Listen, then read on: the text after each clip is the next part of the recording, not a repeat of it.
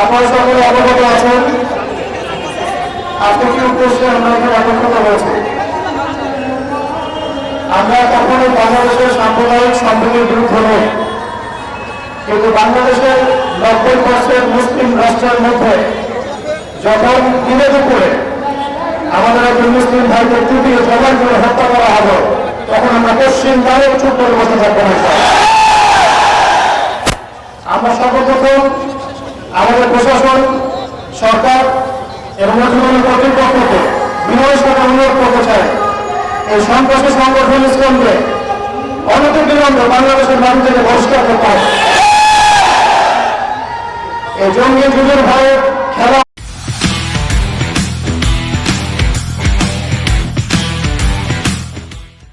মুসলিম শান্তিকামী মুসলিম, কিন্তু এমন কোন পদক্ষেপ আপনারা নিতে যাবেন না বা ভুল করবেন না যাতে বাংলার তাওহীদ জনগণ আবারও জেগে ওঠে। আমরা আল্লাহর কসম করে বলছি, যদি বাংলাদেশের তাওহীদ জনগণ একটা মাস জেগে ওঠে, এর আগের মানুষ যত পালানোর পথ পেয়েছে আপনারা কিন্তু পালানোর পথে পাবেন না। ইনশাআল্লাহ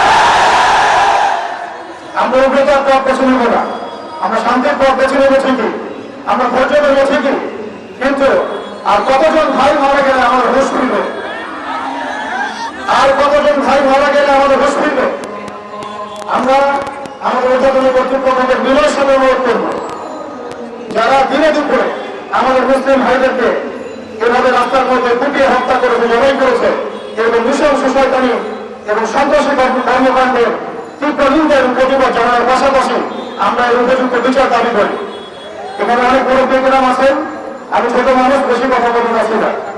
আমরা একটা দাবি উত্থাপন করতে চাই, বাংলার জমিন শান্তির জমিন, এই শান্তির জমিনে যদি কেউ উগ্রতা প্রদর্শন করতে চায়, আল্লাহর কসম করে বলছে আমরা হাতে হাত ধরে ঘোষণা করেছে।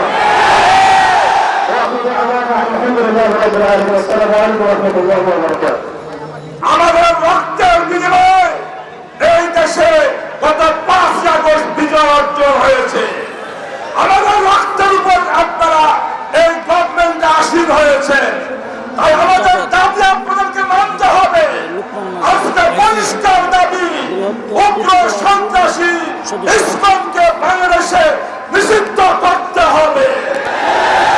নিষিদ্ধ করে না হয় যেমনিভাবে এদেশের জনগণ বাংলাদেশকে আওয়ামী লীগকে বিতাড়িত করেছে, তেমনিভাবে বাংলাদেশ থেকে ইসলামকে বিতাড়িত করে ছাড়বে ইনশাআল্লাহ।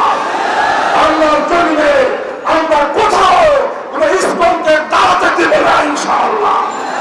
সর্বশেষ কথা, ইসলামের বিরুদ্ধে বলা মানে হিন্দু ভাইদের বিরুদ্ধে বলা নয়।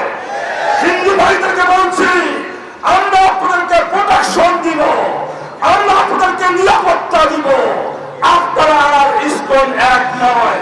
আমরা হিন্দু ভাইদের নিরাপত্তাকে রাজি আছি, এবং কিন্তু ইসলামকে সহ্য করতে রাজি নয়।